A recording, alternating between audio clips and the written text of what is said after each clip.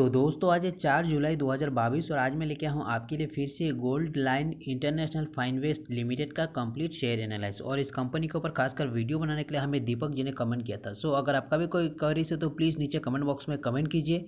और अगर दोस्तों आपके पास ट्रेडिंग करने के लिए डिमार्ट अकाउंट है तो वीडियो के नीचे डिस्क्रिप्शन पे मैंने लिंक दे दिया है, जैसे आप ग्रो जैसे बड़े प्लेटफॉर्म में फ्री में अपना ट्रेडिंग अकाउंट ओपन कर सकते हैं। और वीडियो के नीचे डिस्क्रिप्शन पे दिए गए लिंक को यूज़ करके अगर आप ग्रो में अकाउंट ओपन करते हैं तो जैसे ही आपका अकाउंट एक्टिवेट हो जाएगा आपको 100 रुपीज़ का बोनस मिलेगा ग्रो की तरफ से, जिसका आप चाहे तो शेयर भी बाय कर सकते हैं, चाहे तो उसे अपने बैंक अकाउंट में भी ट्रांसफर कर सकते हैं।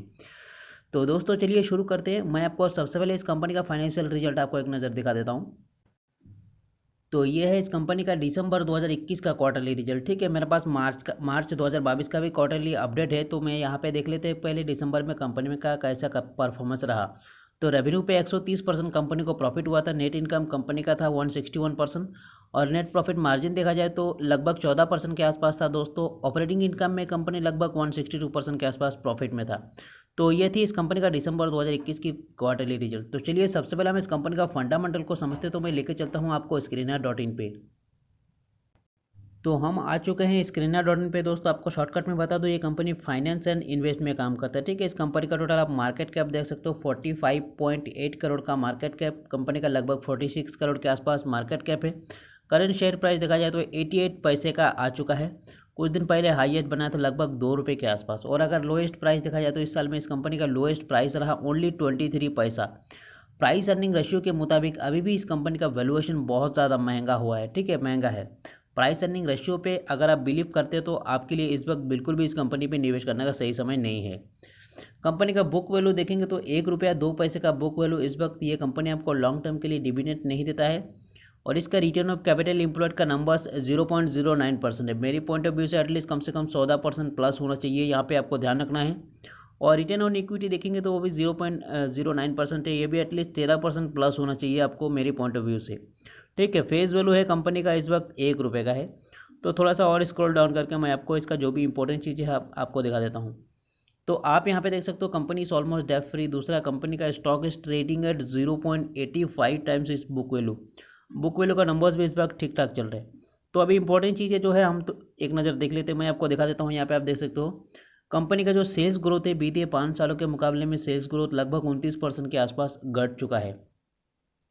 दूसरा इंपॉर्टेंट चीज़, प्रोमोटर्स के पास इस वक्त कंपनी के पास जो प्रोमोटर्स है वो 6.5% से भी कम है होल्डिंग इस वक्त कंपनी का।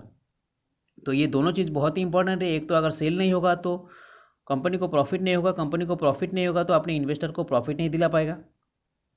और दूसरा, अगर कंपनी में प्रोमोटर्स ही नहीं है तो काम कौन करेगा दोस्तों। और अगर प्रोमोटर्स को ऐसे कंपनी पे भरोसा नहीं तो रिटेल इन्वेस्टर कहाँ से भरोसा करेंगे, ये चीज़ आपको ध्यान रखना है। और रिटर्न ऑन इक्विटी पे देखा जाए तो बीते 3 सालों के मुकाबले में ना के बराबर इक्विटी पे रिटर्न दिया है। ओनली 0.06% का इक्विटी पे रिटर्न है बीते 3 सालों के मुकाबले पे।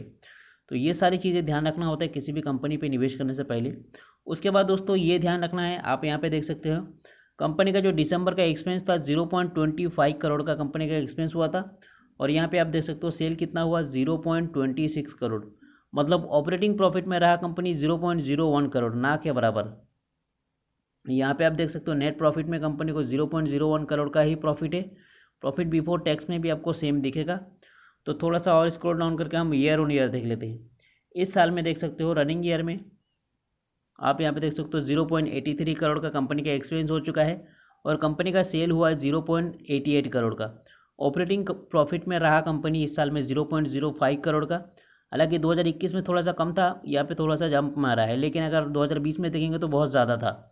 ठीक है, उसका मुकाबले में बहुत ही कम है इस वक्त। यहाँ पे प्रॉफिट में देखा जाए तो यहाँ पे 0.06 करोड़ कंपनी प्रॉफिट में है इस साल में रनिंग ईयर में। तो थोड़ा सा बैलेंस शीट देख लेते हैं।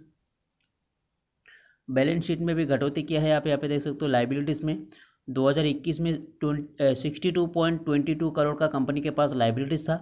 और यहाँ पे 61.84 करोड़ का हो चुका है। कंपनी का एसेट इस वक्त 61.84 करोड़ का है।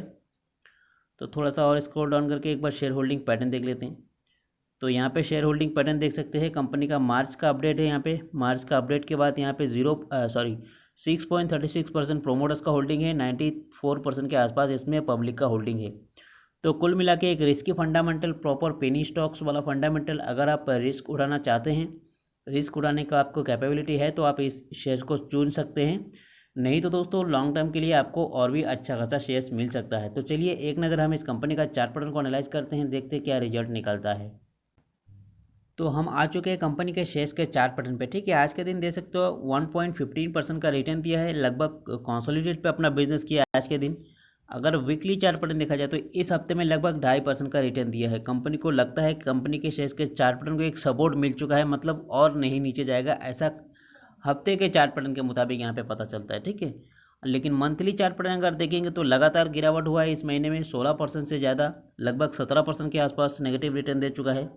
इस महीने में बहुत बार कंपनी को सपोर्ट मिला है, लेकिन हर बार सपोर्ट को तोड़ के नीचे गया है। मैक्स 6 मंथ के चार्ट पैटर्न के मुताबिक 51% का ठीक ठाक रिटर्न है। मैक्स टू मैक्स देखेंगे तो आपको सारे पेनी स्टॉक्स इस वक्त एक ही तरह चल रहे हैं। यहाँ पे हाई बनाया एक बार, उसके बाद दोस्तों हाई बनाने के बाद फिर से लगातार लोअर सर्किट पे अपना बिजनेस कर रहा है। ठीक है, इसका ओवरऑल चार्ट पैटर्न जो है वो नीचे लोअर डाउन ट्रेंड पे ही जा रहा है, आपको ध्यान रखना है। तो ये डाउन ट्रेंड कब खत्म होगा? जब एक स्ट्रॉन्ग सपोर्ट मिलता है। आने वाले दिनों में कुछ दिन तक ऐसा चलता है, जितना ही लॉन्ग टर्म ऐसे साइडवेज चलेगा, कंसोलिडेट पे चलेगा, उतना ही ऊपर जाने की संभावना है। मैक्स 1 ईयर का चार्ट पैटर्न के मुताबिक 225% का शानदार रिटर्न दे चुका है। हालांकि बहुत ही ऊपर गया था, उसके बाद बहुत नीचे आ चुका है, उसके बावजूद भी यहाँ पे 225% का शानदार रिटर्न है। तो पेनी स्टॉक्स ऐसा ही होता है, बहुत ज़्यादा रिटर्न भी देता है और आपको डुबो भी सकता है। इस तरह से चलता है पेनी स्टॉक्स। मैक्स 5 ईयर का देखा जाए तो यहाँ पे देखेंगे 94% अपने निवेशक का पैसा डुबो चुका है। ठीक है, कुछ दिन पहले इसका शेयर प्राइस 2017 में इसका शेयर प्राइस 20 रुपये के आसपास हुआ करता था, 20 का शेयर गिर के 20 पैसे पे आ चुका था।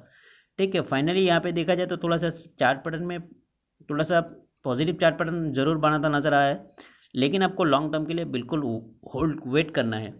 आप यहाँ पे देख सकते हो 50 रुपये के आसपास इसका शेयर प्राइस हुआ करता था। 2014 में जब लिस्टिंग हुआ था 40 रुपये का, उसके बाद 50 हो चुका था। फाइनली दोस्तों 15 तक रुका, 50 रुपया ही, उसके बाद नीचे गिरा। आपका 2015 में 50 का शेयर 15 पे आ चुका था, फिर से ऊपर जाने की कोशिश किया 30 के बाद, ये कभी ऊपर नहीं गया। 2018-19 तक फिर ये कचरे के भाव में आ चुका था। ठीक है, तो इसका ओवरऑल चार्ट पैटर्न इस वक्त दोस्तों डाउन ट्रेंड पे है। और आप किसी भी कंपनी पे निवेश करना चाहते हो तो निवेश करने से पहले कंपनी को प्रॉपर रिसर्च कर लेना, उसके बाद ही निवेश करना। और निवेश करने से पहले अपनी तरफ से कंपनी का फंडामेंटल को जरूर समझ लेना। ठीक है, हम आपको एजुकेशन पर्पस बताते थे, आपको जानकारी देते, और आपके सामने हम अपना पॉइंट ऑफ व्यू रखते हैं। तो हमारी जानकारी आपको कैसा लगा कमेंट बॉक्स में ज़रूर बताना। वीडियो अच्छा लगे तो एक लाइक करना, अपने दोस्तों को शेयर करना। मिलते हैं अगले वीडियो में एक और ऐसी ही जानकारी के साथ। हमारी वीडियो को अंत तक देखने के लिए आपका बहुत बहुत धन्यवाद।